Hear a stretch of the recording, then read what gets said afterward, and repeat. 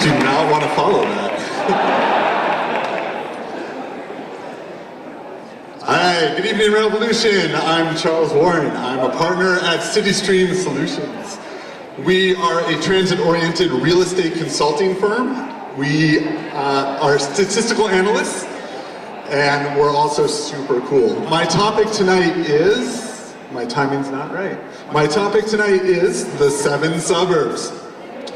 By this I mean we have just this one word, suburban, and I don't think it's enough. I would like to propose 7 new terms for different kinds of suburbs. They're probably not going to be any good, but it's a rough draft. Maybe you'll leave here tonight thinking about this problem. Having just one word doesn't actually make sense for us. We have columnists outside of the planning world painting it as if the suburbs have already won. It's nothing more nuanced than looking at a central city versus a metro area.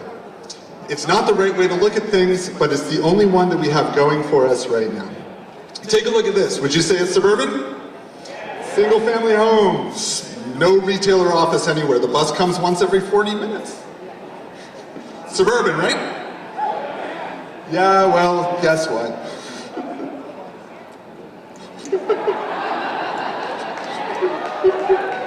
You'd be wrong. Some of you might have noticed the blue sign giveaway. This is part of Los Angeles. This is called Chatsworth. It's the last neighborhood before the suburbs start. Nonetheless, any population growth here is considered urban because it's part of LA.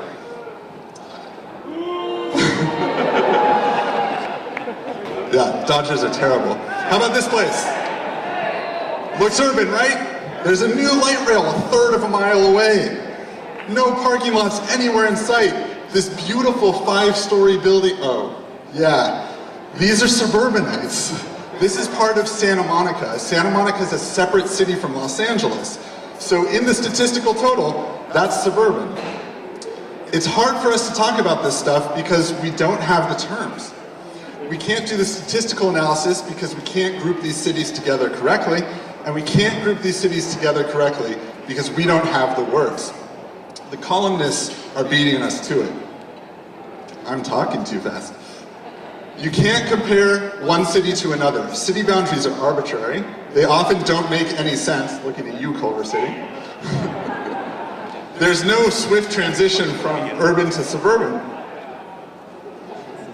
Yet these are the only terms we have. This is the only way that we have to look at it. It's like there's only 2 lifestyles in this country.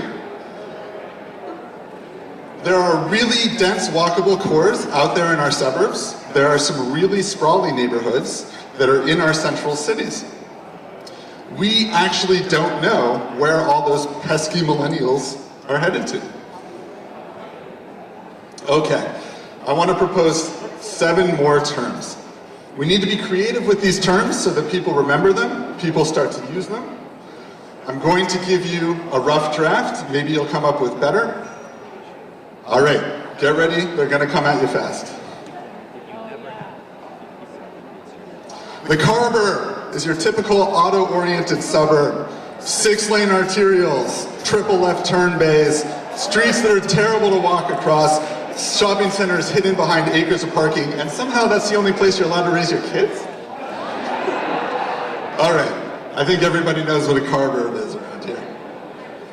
Monoburbs are those little cities that are formed to do one thing and one thing only. Some of them have no residents, so no one can vote against the industrial pollution. Some of them have all single-family homes because, I don't know, apartments cause crime or something along those lines. Monoburbs. They're carburbs turned up to the max to stop urban evolution in its tracks. Some of you live in transuburbs. All of us here are helping to make transuburbs. Older suburbs that are rediscovering their streetcar spines. Newer suburbs reoriented around new transit investments. Okay, you all know what transuburbs are. It's not hard to convince you about that one. Old burbs are former central cities that have been swallowed up into the sprawl. Usually they're a port city or a railroad junction or just the next city down the line. They might have been hurt by deindustrialization, but they're dense enough, their layout's right to do their own transit, or maybe to reconnect to their regions. Urbaburbs are tightly conjoined to their central city. The density, the walkability continue across the city boundary. So if you're looking at urban versus suburban population growth, you should group these urbaburbs in with the central city.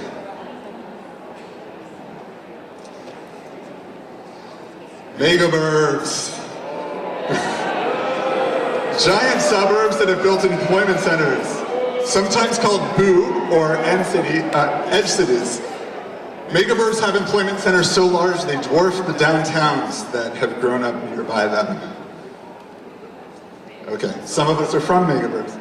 Finally, annexed suburbs are the parts of the central city that have been annexed into it, or maybe grew up suburban on outlying land, or grew up later in the central city.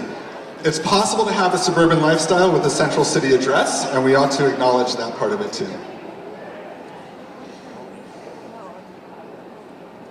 Okay, now we're able to speak more specifically.